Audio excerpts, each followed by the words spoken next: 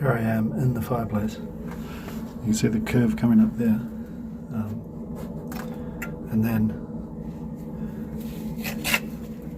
pushing the mortar up on the side. There's fire pushing there, so make sure that's good. See, I'm doing it from the back side. I can feel there my hand is flush. And then just